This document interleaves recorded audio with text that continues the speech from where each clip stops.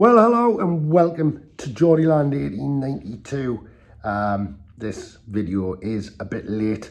My celebrations went long into the night on Sunday, and to be honest, on yesterday anyway, I ended up paying for my celebrations. Well, you can well imagine I was a bit hungover. So anyway, I've pulled myself together, and after, well, the demolition, 6-1 demolition of Tottenham Hotspur on Sunday. You couldn't meet a happier bunny when it comes to football at St James's Park. Yes, we absolutely demoralised Tottenham Hotspur on Sunday. We did, humiliated them, and 21 minutes gone, 5-0 up at St James's Park. I would never have believed it, but we have threatened teams in the last months, and our problem has been that we haven't been clinical enough. And on Sunday, everything we touched turned to gold. It really did, and we did what we've been threatening to do to a team for quite a while. And like I say, 5-0 up, 1 minute on the clock, and Murphy scoring that opener. Within 3 minutes, we're 2-0 up, and just so on. 21 minutes, 5-0 up. The Tottenham faithful all leaving St James's Park after 21 minutes. Unbelievable. Now, we slapped the crap out of them, basically, and a lot of pundits are talking about the capitulation of Tottenham Hotspur. A lot of their fans were talking about the humiliation and how poorly they played. But I would just like to say that not many people are actually saying how great Newcastle United were on Sunday, apart from us, the Newcastle United contingent. We were brilliant. We were out of this world. And we ran circles round them in them 21 minutes. Christian Stellini tinkered about with his defence, and he got it very badly wrong. I did say in the last video that I didn't believe that he had a Scooby-Doo, and I was right. He made a complete arse of his tactics, and they paid for it. They paid for it dearly. Newcastle just ran amok, and like I say, everything turned to gold. Demolition, annihilation, humiliation. That was, well, the words that were describing the game afterwards. Newcastle did all of that to Tottenham Hotspur on Sunday, and my prediction of 2-1 looked pretty tame, didn't it? I even said it was going to be a tight game, and I thought it would be, dearly. I really did. But anybody who watched that game was in disbelief, really, of how it all played out, really. I think everybody was just gobsmacked that we were in such a position so early on in the game. Now, I did say in my previous video, pre-game video, obviously, that Tottenham Hotspur were in a very bad situation at the moment. They were frail. They didn't have team camaraderie in the camp, especially after that defeat at home to Bournemouth. The fans are, well, obviously not on their side, are they? And after Sunday's game, you can just imagine how hurt and how humiliated they are, really. Embarrassed, I think, was mainly the word that was used by Tottenham fans. But all of that said and done, like I say, a lot of pundits, I don't think, gave Newcastle United the credit where the credit is due. To be honest, we played so well that they basically collapsed. They imploded, and when the dust had all settled, let's not forget the fact that we took first blood very, very early, and put Spurs to the sword.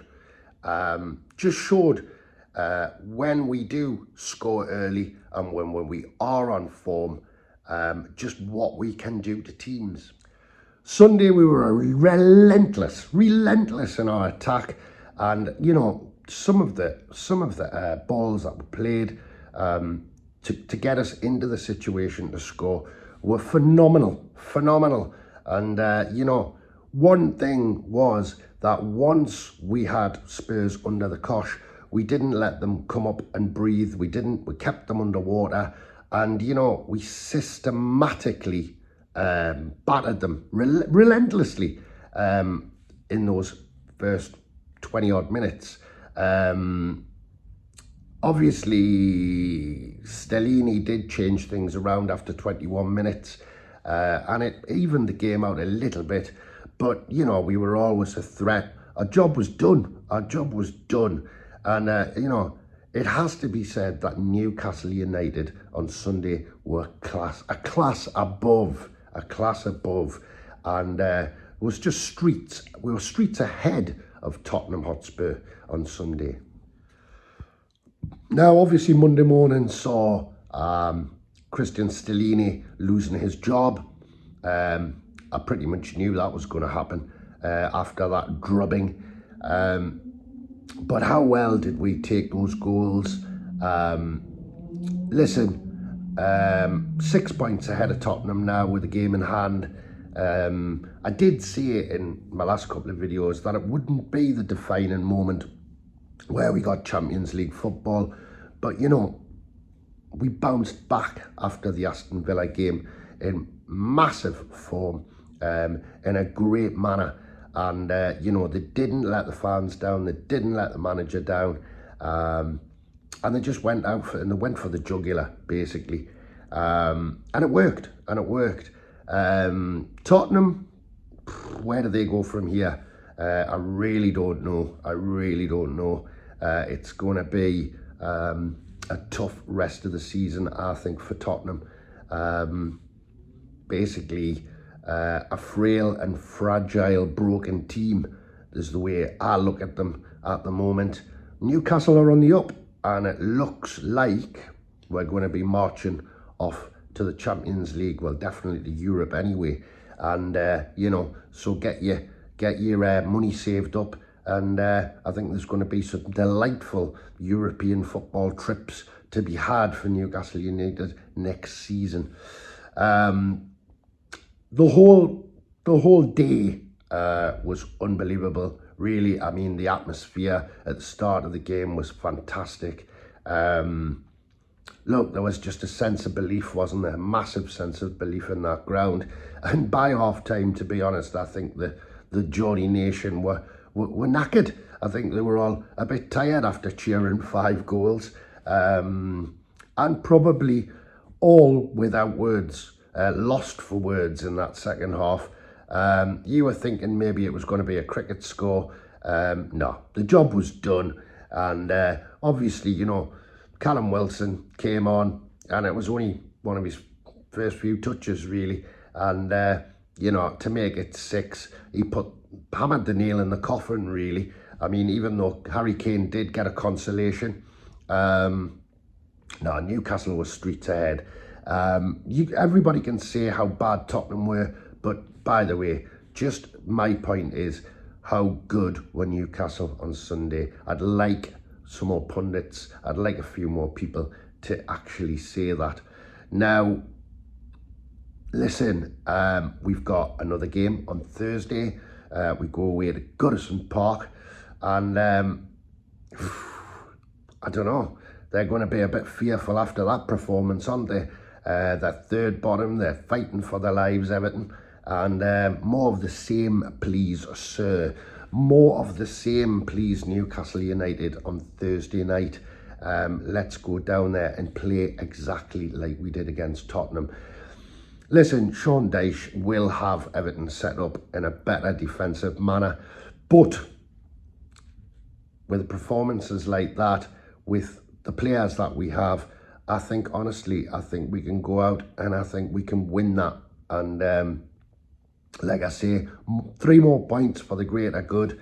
And, you know, straight after that, we go, well, we're playing Southampton, another, well, relegation team. They're right at the bottom of the league.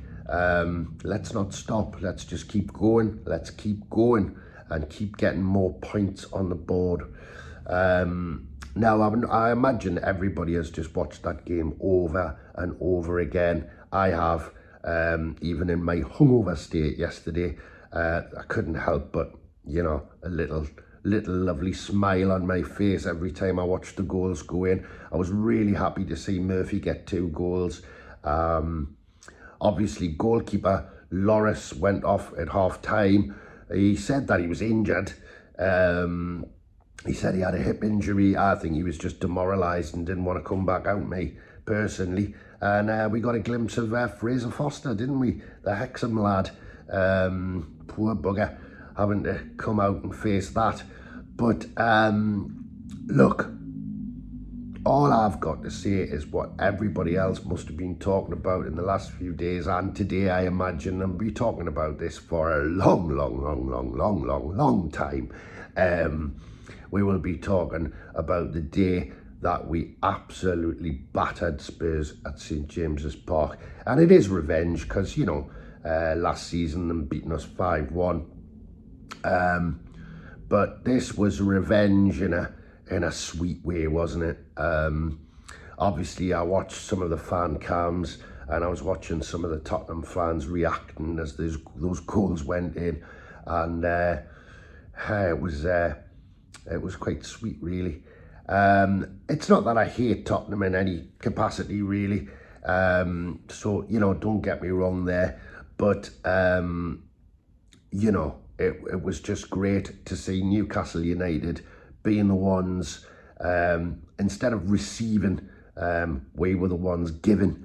And, hey, long may it go on, you know, long may it go on. I think we've shown what we can do to teams by doing that in that game. And yeah, when it comes to bounce back ability, they proved it. Well, you know, that means we've got quite a bit of space now between us and the people who are chasing us. So anyway, it was just a short video that I wanted to put up on the fact that we beat Spurs 6-1 and moving into 3rd place.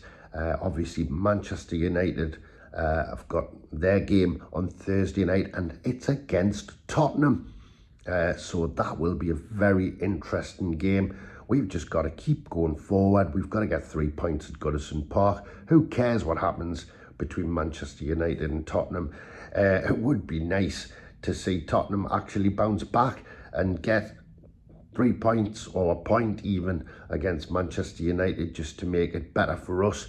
But let's not even worry about what's behind us or what's going on around us. Let's just keep getting 3 points. And like I say, they've proved they can do it in devastating fashion. So this was Keeper from Geordieland, 1892. I hope you've thoroughly enjoyed that Sunday. You'll have enjoyed Monday. You'll still be enjoying it today. I'm positive. So all the best for now, and I'll see you after the Everton game.